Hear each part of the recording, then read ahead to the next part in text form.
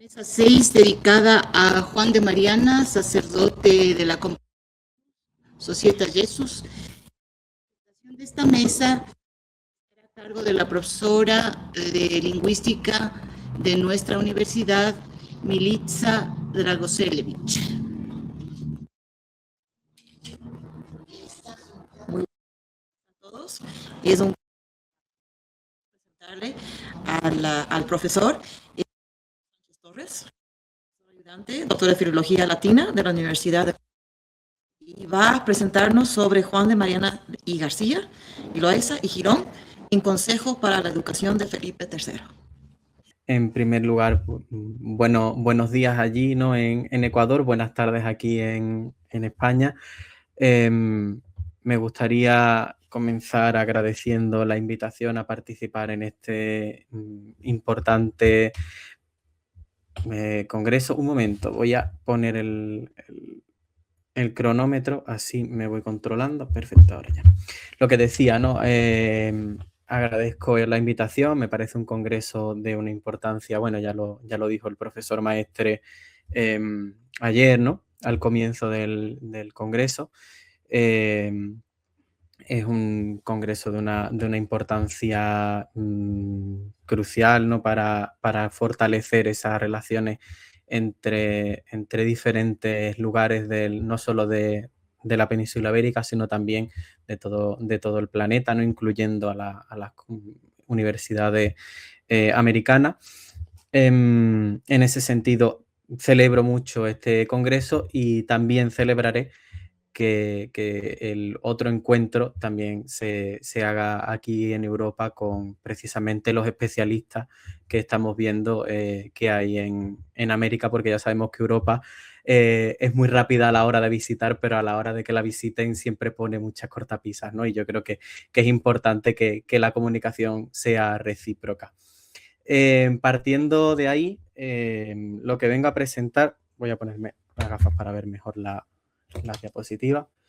Lo que vengo a presentar es una línea de investigación que estoy explorando ahora, un tema relacionado con Juan de Mariana, pero desde una perspectiva un poquito más amplia de lo que he solido estudiar, ya que hace unos años sí que publiqué algunos trabajos sobre Juan de Mariana y las relaciones con otros humanistas, principalmente a través de las fuentes literarias. Publiqué sobre la relación de Mariana con Pedro de Rivadeneira, ya que el Tratado de la Religión y las Virtudes que publica Rivadeneira en 1595 tiene una serie de resonancias con la obra de Mariana, ¿no? Y resonancias tales que también pude identificar que cuando Mariana conoce o se aproxima a la obra de Jerónimo Osorio, precisamente lo hace a través de Pedro de Rivadeneira, ¿no? O por lo menos están compartiendo la lectura y en algún momento la han podido charlar sobre ella, ¿no?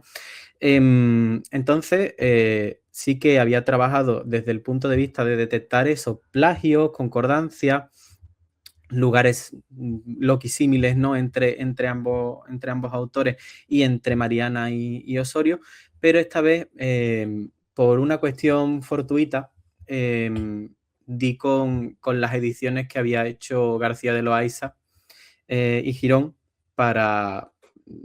sobre la obra de San Isidoro, ¿no? Y a la hora de ver precisamente estas obras, estos trabajos, estas publicaciones, que no me sale la palabra, me llamó mucho la atención precisamente algunos datos que voy a dar por aquí, ¿no? Porque nos permite ir elaborando algo que considero muy importante para comprender ese cambio, esa transición que hay entre Felipe II y Felipe III, y ya adelantaré un poco también qué importancia tiene con respecto al cambio de Felipe III a Felipe IV. Entonces, el punto de partida es una consideración que no... un trabajo que no es mío, sino un trabajo de mi colega, el profesor Renaud Malavial, de la Universidad de la Sorbona, que publicó en 2023 un artículo sobre lo que él llama la autorité élargie y conseil colegial, la autoridad ampliada, ¿no? o magnificada, y el consejo colegiado o el colegio, no sé cómo lo estuvimos viendo hace un par de meses, pero no me acuerdo de la traducción que le proponía, ¿no? Pero sí consejo colegiado, consejo colegial, como se quiera decir, ¿no? Y él partía de una serie de cuestiones que están en la misma obra de Mariana, como son, como es el prefacio, ¿no? de la obra, una serie de pasajes, ¿no? del prefacio de la obra, y reflexiona sobre que Mariana, a la hora de presentar esta obra al lector, en este caso el dedicatario es precisamente el rey Felipe, lo hace de la siguiente manera, con un prefacio donde se retira Mariana, eso ya lo contaré un poco más adelante porque tengo los pasajes, ¿no? del prefacio, y quienes hayan leído la obra en traducción o en original, pues sabrán precisamente a lo que me refiero. Pero sí, es un lugar retirado y lo hace en compañía de unos queridos colegas, ¿no? para él. Y el profesor Malavial dice cosas que a mí me invitan a trabajar desde una perspectiva un poco más amplia, pero siempre apegados a la filología del texto, ¿no? Mariana se presenta como pues aquí lo dicen, un portavoz, ¿no? Un portavoz de un grupo de trabajo. Y el contexto, el fruto de su trabajo viene determinado por un contexto muy determinado, ¿no? Que es muy concreto, que es esta idea del otium, del ocio. Pero este ocio no es un ocio entendido como contemporáneamente no podemos hablar, que ocio y placer parece que tienen una connotación casi igual, pero no son exactamente lo mismo, ¿no? Y en el momento de los humanistas, pues no lo era, ¿no? Entendían el otium de una manera mucho más apegada a la tradición textual, ¿no? Este otium es el apartamiento, no sé si tiene sentido esa palabra, es la distancia, el distanciamiento necesario de los negotia para poder redundar en la mejora de los negotia. Es una cosa un poco particular, ¿no? Cómo necesitamos siempre ese tiempo de pensar, ese tiempo de estar fuera de la vorágine para poder darnos cuenta de qué es lo que falla, ¿no? Y en este caso, esta vorágine no es sino otra cosa que esa península ibérica, que no solo es la península ibérica, sino que se trata de Castilla, de Aragón, pero también del Reino de Portugal y todas las posesiones o todos los territorios en los que ejerce una influencia administrativa y legal, ¿no? Y claro, llega a esta idea de que la autoridad no es individual, no es unitaria, sino que el autor, dice como dice aquí, ¿no? La persona del autor no se borra completamente en esa colectividad, ¿no? Sino que se afirma en esa tensión que existe entre su propia individualidad, es decir, las propias ideas de Mariana, y la obra como una concepción colectiva, una concepción intelectual colectiva. Es decir, esto se entiende muy bien cuando acudimos a las intervenciones que tienen Zuazola y Calderón, que son los otros interlocutores del tratado, que aparecen en el prefacio, pero luego en la obra bien es cierto que considero que que sus voces aparecen muy diluidas, es decir, hay pequeños momentos en los que hay una serie de intervenciones, pero no es una intervención como tal, como podemos encontrar en los diálogos platónicos o en los diálogos ciceronianos no ocurre de la misma forma, ¿no? Sino que después del prefacio la obra adquiere un carácter mucho más tratadístico de una exposición casi monográfica. Sin embargo, el prefacio sí que invita a pensar de otra forma, ¿no? Que es una obra colectiva y precisamente que después se una esa voz que parece que está controlando todo el hilo de pensamiento, nos plantea si la voz realmente es solo la de Mariana. Entonces, esta confrontación sugiere un control recíproco, ¿no? del discurso, porque hay una impresión de colaboración, ¿no? Aquí estoy trabajando con el texto, ¿no? de Malavial directamente, ¿no? Una impresión de colaboración, de unión de ideas, de personas que están de acuerdo en la mejora del gobierno, y que no son cualquier persona, ¿no? Sino que son figuras muy concretas, que tienen una validez intelectual, que además pues, están relacionados con la misma corte. Y bien, esto también lo asocia Malavial con la idea de que el primer capítulo, ¿no? Lleva el capítulo, lleva el título de que homo est animal sociabile, ¿no? Aquí está traducido directamente al francés, ¿no? Un animal social, que evidentemente ya conocemos todas las referencias, ¿no? Sin embargo, este lugar donde se desarrolla el prefacio, este espacio, este locus amoenus, que también he publicado sobre él en Fortunata, salió hace 2 años el artículo. Hay un estado original de comunidad, pero yo también asocio o considero que tiene un efecto muy importante, que es la de crear una metáfora del mismo gobierno. Es cierto que Malavial lo asocia que está en el centro de la península, ¿no? Porque estamos hablando de que en la Sierra de San Vicente, entonces está en una zona muy central de la península junto a Toledo. Y claro, también hay que comprender la dimensión fenomenológica del espacio, ¿no? Ya que de hecho hay una mesa de fenomenología en este congreso. Ese espacio de locus amoenus predispone, pero también crea una especie de metáfora visual que sumerge la percepción del lector a un espacio donde esa sierra, ese locus amoenus, se transforma en una especie de versión del gobierno, y que eso sí tiene mucho sentido desde el espacio primigenio del que habla Malavial, ¿no? Bien, este lugar es donde se reúnen Juan de Mariana, Zuazola y Calderón.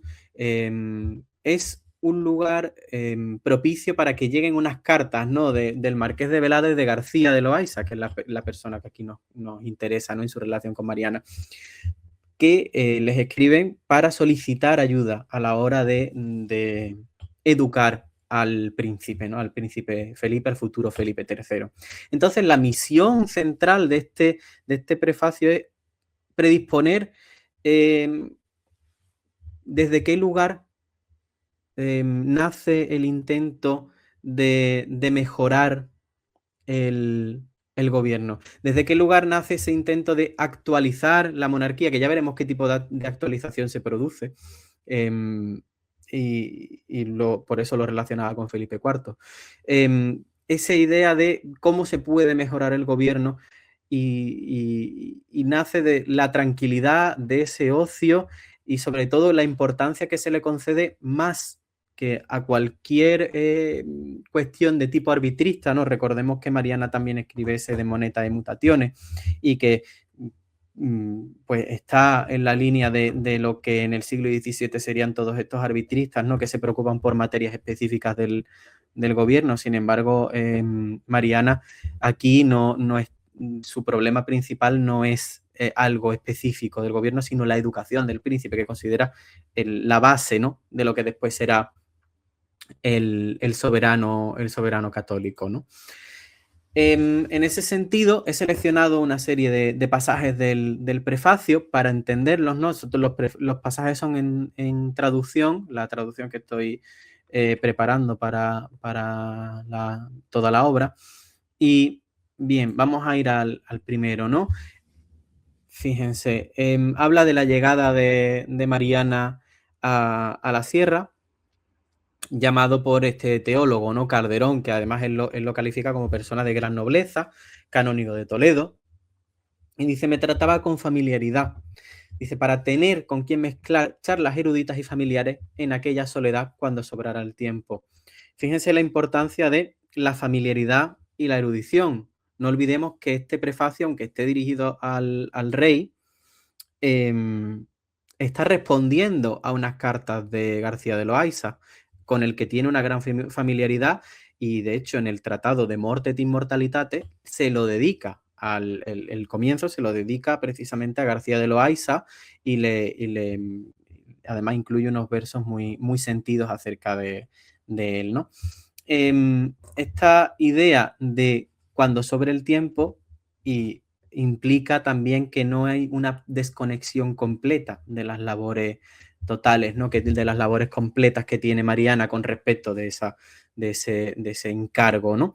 Y fíjense la importancia a nivel, no sé, podríamos decir sentimental, ¿no? De cuando él dice, podría decir que no han brillado para mí días más ilustres y agradables, ¿no? Pues tal era la convivencia y el encanto de todas las cosas. Esto puede parecer una nota subjetiva o poco importante. Sin embargo, considero que tiene una importancia crucial, porque estamos hablando del mismo Mariana, que publica la Historia General de España primero en latín y luego en castellano, que la traduce él mismo, que está destinada a ser su obra principal, y sin embargo en esta obra es la única de los prefacios que yo he leído y de los trabajos de las obras que yo he leído de Mariana, porque el prefacio de sus comentarios de sus escolios al Viejo y Nuevo Testamento no tiene nada que ver con esto, habla más bien de su pasado, de cuando estudió en Italia y tal. En De Morte e Immortalitate es más bien otro Mariana, un Mariana mucho más filosófico que este. Y sin embargo, aquí es donde él señala que la creación de esta obra, la creación del de Reggae, es la más central para él en su vida. Es decir, claro, aquí estamos hablando de algo muy importante, de cómo intenta, no sé, para decirlo más prosaicamente, intenta camelarse al rey, dando a entender que para él la materia es central para su personalidad y central para el significado que él da a su vida, ¿no? Claro, y habla de que tienen una chocita allí que la verdad es que se cae a pedazos. En fin, parece también una metáfora de la España actual en lo que tiene que ver con la vivienda, ¿no? Pero dice que un amable vecino les paga una casa fantástica y que se encaminaban allí cuando, de parte de García de Loaysa, maestro del príncipe Felipe, es decir, recordemos que entra como preceptor en 1900, madre mía, 1585, y dice, de nuestro estimado García de Loaysa y conciudadano nuestro llegaron unas cartas llenas de humanidad y de obligación. Es muy importante que además el texto lo dice, la humanitas de García de Loaysa. Creo que sobra la explicación, no teniendo en cuenta el despliegue de humanitas que hemos tenido en este encuentro internacional, ¿no? Ya vemos esa unión no entre figuras importantes como pueden ser el preceptor del futuro rey y una de las personalidades intelectuales más importantes del final de siglo en España. No, estamos hablando del encuentro de dos humanistas, es decir, su preocupación es mucho mayor que esos avatares tan específicos y tan mundanos como puede ser una autoridad, ¿no? También habla de que estaba presente Zuazola, también lo explica, ¿no? Un hombre prudente y docto. Dice que es de fácil ingenio. Ya vemos la caracterización, tiene mucho de moral, sobre todo es ética, ¿no? Está hablando aquí de cómo actúa en general Zuazola, no está hablando de otras características. Y dice que podría reconocer a un auténtico cántabro. Estamos ampliando el espacio geográfico, ¿no? Por otro lado, habla sobre las cartas del Marqués de Velada y de García de Loaysa, en los que Mariana, fíjense lo que dice, luce el ejemplo más absoluto de modestia, amabilidad, camaradería, prudencia y antigua gravedad, gravitas. Aquí tenemos un programa, el programa moral del padre Mariana, ¿no? Y fíjense de qué manera le atiza al rey para decir que la prudencia del rey, que es próxima a la celestial, como diciendo, usted es muy prudente, ¿no? Con esa lección había quedado clara ante todos, aunque usted fuese muy prudente, lo que le está diciendo al rey, aunque usted ya fuese muy prudente, qué bien ha escogido al Marqués de Velada y a García de Loaiza como maestros del príncipe, ¿no? Es decir, ya está colocando esa situación, esa afirmación, ¿no? Tan interesante, sobre todo si entendemos cuál será el recorrido después de Felipe III, evidentemente con Lerma de por medio, ¿no? Y sobre todo las mismas cartas de García de Loaiza que revelan que él desconfiaba de la personalidad de Felipe III, ¿no? Y decía que era un tanto, vamos a por decirlo, con poca prudencia, que era pusilánime, básicamente, ¿no?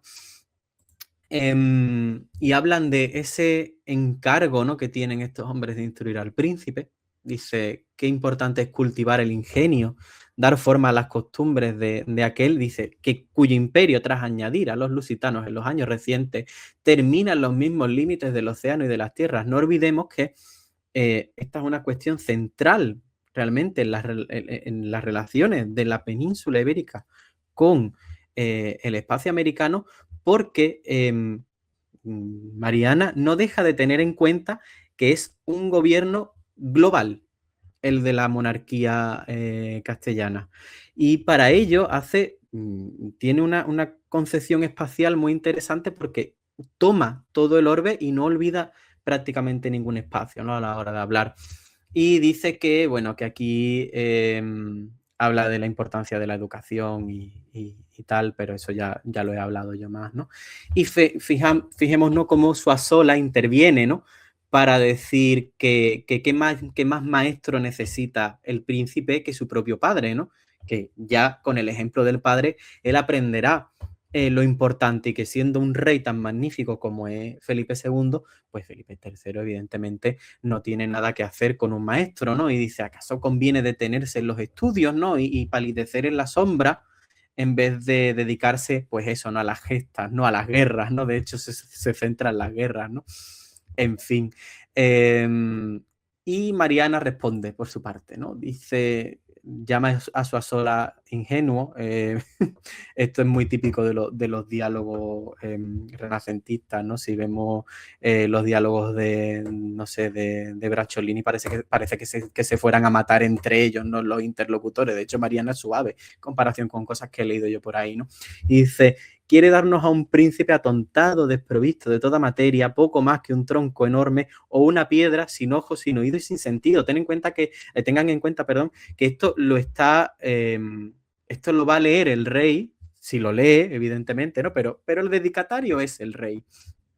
Y está dedicado a la educación del príncipe. Es decir, ya está dejando claro que no queremos un príncipe que sea, pues, una piedra lo que siempre en mi pueblo se ha dicho como un bulto sin ojo, de hecho, que es lo que dice aquí, ¿no? Sin ojo, sin oído y sin sentido. Dice, un hombre sin cultura de letras y sin artes del espíritu, ¿qué otra cosa es que eso, no? Entonces habla de el momento de referencia clásica, ¿no?, de esa Minerva, que no solo es patrona de los estudios, sino también patrona de la guerra justa, no lo olvidemos, y de la guerra que busca la paz, ¿no? Esto es muy importante a la hora de comprender el contexto histórico de conflictos de los que viene, ¿no?, Mariana. Y aquí hace su referencia a uno de sus autores favoritos, porque Aristóteles y Platón son los más importantes dentro de la obra de Mariana. Y dice divino Platón, ¿no?, que solías decir que así serían las repúblicas de felices en el sentido de prósperas, ¿no?, cuanto más los filósofos empezaran a reinar o a filosofar los que gobernasen, ¿no? Entonces, claro, a partir de aquí ya empieza el resto de la obra. Y bueno, y me gustaría tener en cuenta que esta obra se publica en 1599. con el cambio de gobierno prácticamente, ¿no? Con el cambio en la monarquía. Sin embargo, en un artículo, pues yo diría que es uno de los primeros artículos que publiqué, en base a elementos de la misma obra y del manuscrito que se conserva en la British, pude identificar que esta obra se escribió a principios de la década y concretamente yo ponía la mano en el fuego, la sigo poniendo, que se hizo en 1593. Pues fíjense, tenemos aquí a García de Loayza que publica el Cronicón de San Isidoro, la crónica, ¿no? de San Isidoro, dedicada a, con un prefacio dedicado al rey Felipe. Y fíjense que os he puesto el frontispicio de la obra, ¿no? Y aquí tienen, pues, que se publica en Turín con Giovanni Battista Bevilacqua, el último hijo del famoso impresor Niccolò Bevilacqua, y se publica en 1593. Y está, a falta de profundizar más en la obra, porque no daba tiempo, de hecho ya nos quedan como 5 minutos, en esta obra os he seleccionado unos fragmentos del prefacio. Bueno, de hecho está transcrito el prefacio entero, es muy breve, pero dice unas cosas muy, muy importantes, ¿no? Muy señeras con respecto a lo que intenta hacer Mariana y que nos pone de manifiesto esta voluntad conjunta, ¿no? Dice que escribir la historia es un hecho complicado, ¿no? Tanto porque el primero nos gusta más la memoria que los libros y que los mismos anales de la historia son víctimas de muchos avatares, ¿no? El primero es de las perturbaciones y afectos de los que escriben, porque cada cual intenta crear la historia para la gloria inmortal de su nación o de su patria, de su gente o de su patria, ¿no? Y después por los grandes tumultos de las repúblicas, ¿no? Esos conflictos que hay, que destruyen todo con fuego, con hierro, con la sedición, ¿no? Con los ataques mismos del pueblo, ¿no? Con las revoluciones, y que eso afecta a la transmisión textual. Y a partir de ahí, él va enlazando la importancia de editar esta obra, ¿no? De San Isidoro. Porque, como él mismo señala, y voy con la negrita, dice, porque no hay nada más importante o nada más valioso que, ya sea para mejorar, para aumentar la sabiduría o para reformar, reafirmar la prudencia o para gobernar el timón del imperio con piedad y con moderación, o para comprender las costumbres de una república, o para manejar, ¿no? Para tener bajo control los movimientos del pueblo, para reprimir esos intentos, ¿no? de los domésticos, de los sirvientes, ¿no? En fin, que esa memoria del pasado, la memoria pública, fíjense además lo importante, ¿no? La memoria pública, que el rey tenga conocida y explorada todos los sucesos, todos los siglos que le han precedido y todas las personas, todas las naciones que le han precedido, ¿no? De esa forma podrá comprender cómo se gobierna. Entonces habla aquí ¿no? La dedicatoria, ¿no? Dice que reciba Felipe este trabajo, y además él señala que en Felipe figuran pues esto, ¿no? El culto al nombre cristiano, la clemencia, la inteligencia, y también indica lo que está en el segundo párrafo en negrita, el segundo pasaje en negrita, dice majestate tua juvente, que es decir, el libro es un encargo del rey. Por otro lado, también tiene las sentencias de San Isidoro, ¿no? García de Loayza las edita, con un prefacio al príncipe Felipe. Fíjense, casi que no cambia el frontispicio, lo único el título arriba. El resto exactamente igual, 1593. También en Turín con el mismo impresor. Y habla, esto es el principio del prefacio, habla de la scientia morum, la ética.